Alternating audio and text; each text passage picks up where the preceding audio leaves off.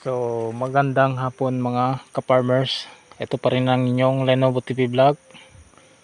So nandito tayo. Bumalik tayo ulit dito sa ating punla dahil kanina bale doon tayo nag-aabono sa ating kamatis. So bumalik ulit ako dito para tingnan yung punla natin. So ito na yung resulta mga ka-farmers. At siya nga pala sa mga viewers natin dyan, shoutout po sa lahat, sa mga subscriber natin, shoutout din po sa lahat. So yon, ito na yung punla natin. So ito mga ka-farmers, bale tinanggalan ko kanina ng takip. Ito mga idolo, tinanggalan ko kanina para maano siya ng araw, tumaan siya ng araw. So ito na yung punla natin, may mga konti pa hindi tumubo. So Calixto F1 mga ka-farmers, mga idol, ito na yung Calixto natin. Anim na sakit to mga ka-farmers. Nagpunla tayo ng 6 na sakit. So tamang tama lang to dito sa ating area. Itong area dito kamatis natin dati, tamang tama lang to dito hanggang dyan sa first na puno ng nyog, hanggang dyan lang banda. Kasi yan dyan sa taas, bale sinauli ko na sa tatay ko. So yung area ko lang dito mga ka-farmers, mga idol, ito lang dito, ito lang banda, dito lang. So bale gagamitin natin ng plastic mulch lang mga ka-farmers para maka less trabaho tayo sa sagbot. So estimate ko dito mga 1,000 plus na puno lang to mga ka-farmers. Hindi talaga to masyadong madami kasi limitado lang yung area natin dito mga ka-farmers. So estimated na to mga ka-farmers, mga idol, 1,000 na puno lang to, 1,000 plus, siguro mga 1,500 mga ka-farmers. Medyo yellow dahil kanina lang to na tinanggalan ng ito, tawag sa amin ukap.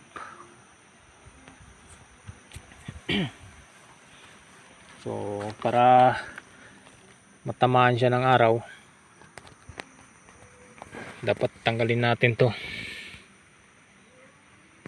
yun, para maging kulay berde na sila mga ka-farmers.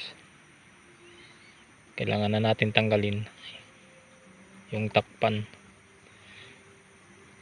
para mabilad na sila sa araw, hindi na sila maging kulay yellow mga ka-farmers yung dahon nila.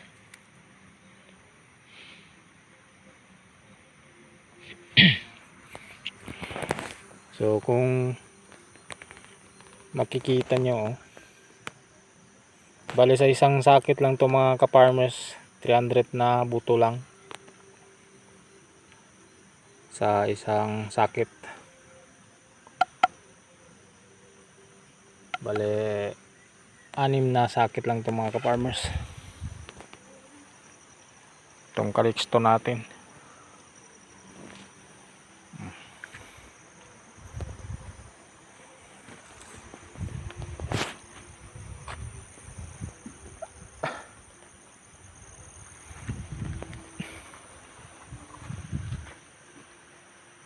Kailangan na silang mabilot sa araw para magiging kulay berde na yung dahon.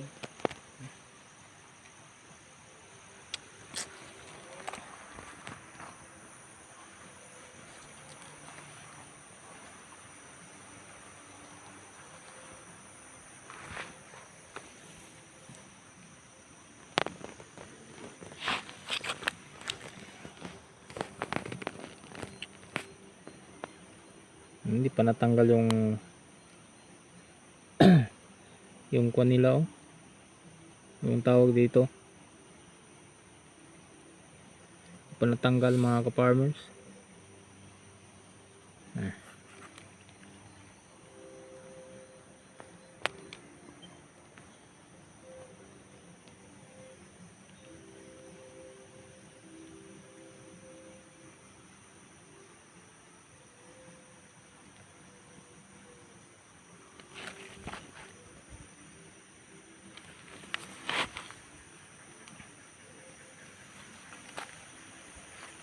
So hanggang dito lang ito, mga ka-farmers, mga idol.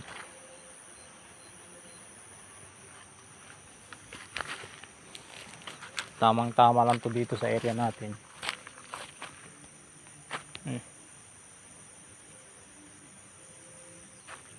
So ngayon tatanggalin na natin tong mga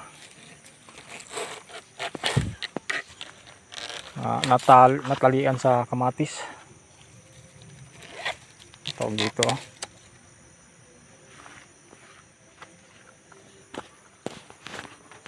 Kailangan na tong tanggalin, mga ka-farmers,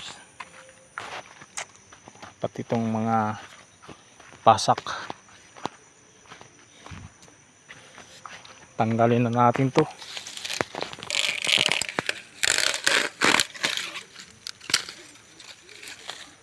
Dahil bubungkalin na naman natin tong plat na to, mga ka-farmers,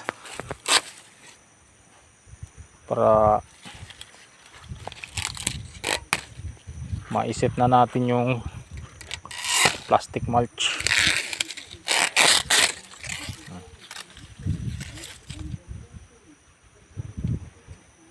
Napakadali lang ng panahon, mga ka-farmers. Ngayon wala nang kamatis, patay na.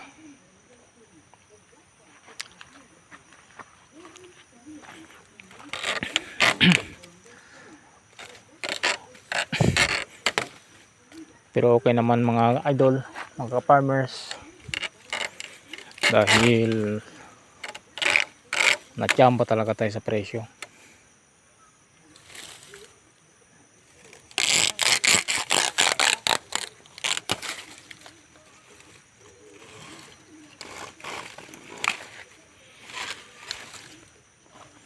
Pero mga ka-farmers,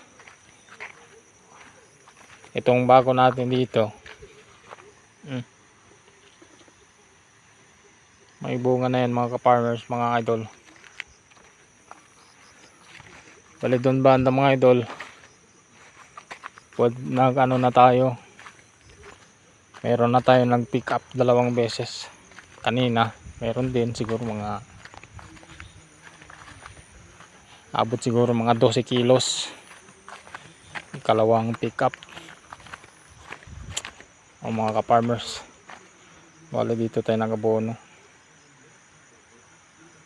mga idol.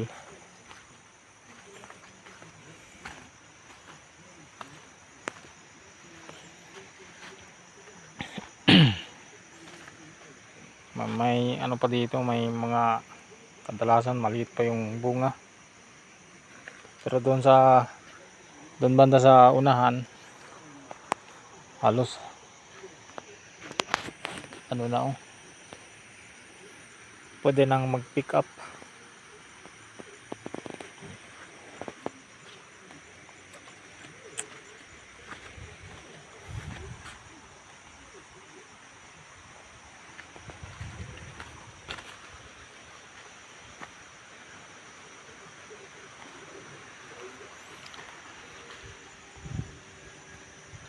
Nakachamba pa rin to dito, mga ka-farmers, dahil napakamahal yung kamatis ngayon.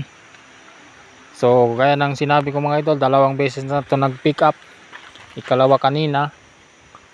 So yun ang bintahan 120 mga ka-farmers, 120 per kilo ang bintahan pag suroy.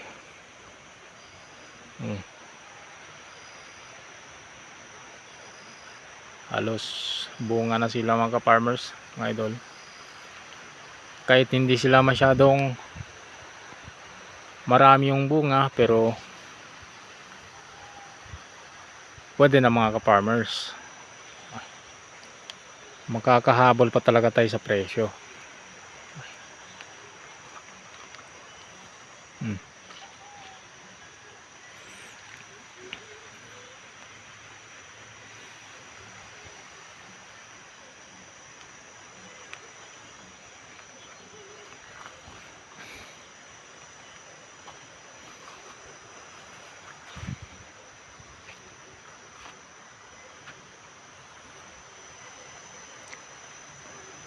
Dito tayo nag pick up mga ka-farmers hanggang doon sa dulo. Kasi ito yung mga naunang nagtanim dito mga ka-farmers, yung may video tayo dito. Yung nagtatanim tayo. So ito talaga ang pinakaunang nagtanim dito.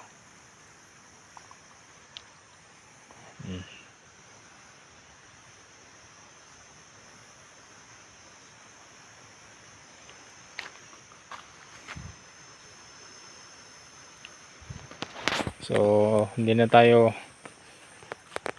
magpunta doon sa unahan, doon sa dulo. Papakita ko lang sa inyo. Hanggang dito lang banda.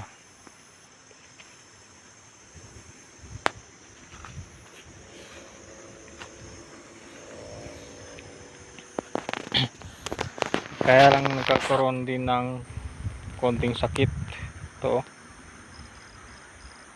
fruit spot.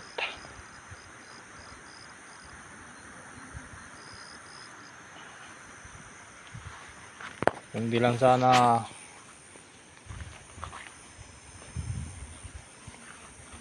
ulan ng ulan dito, siguro makaka-maintain tayo ng pag-spray. Dahil araw-araw yung ulan dito, so bihira talaga tayo makaka-spray ng fungicide. Dahil kinabukasan pagkatapos tayo mag-spray, paglipas ng ilang oras, ando na naman yung ulan. So ma-wash out na naman yung spray natin. So ang target ko dito mga ka-farmers, tinatimingan ko na lang yung pag-spray para hindi masayang yung medisina, gamot natin. Yun, para hindi masayang sa ulan. So yun, hanggang dito na lang tayo. Balik na naman.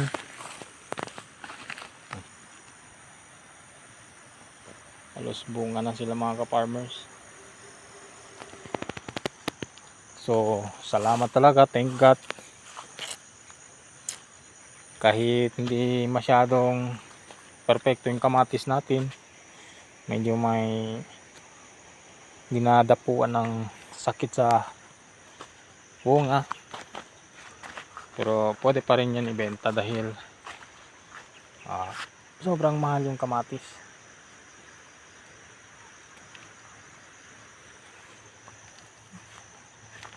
May benta pa rin yan kahit may konting fruit spot,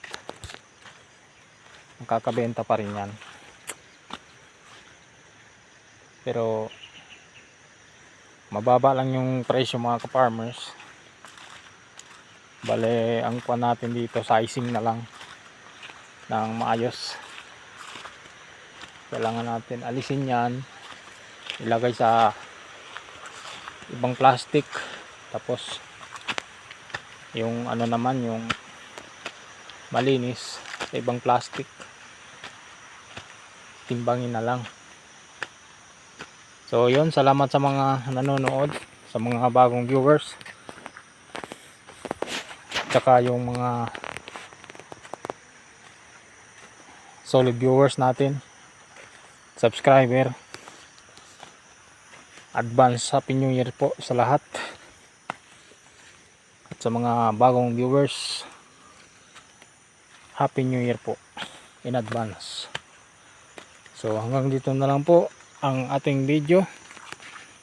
Ito ang inyong Lenovo TV vlog. So happy farming lang po tayo mga ka-farmers. Bye bye na mga idol.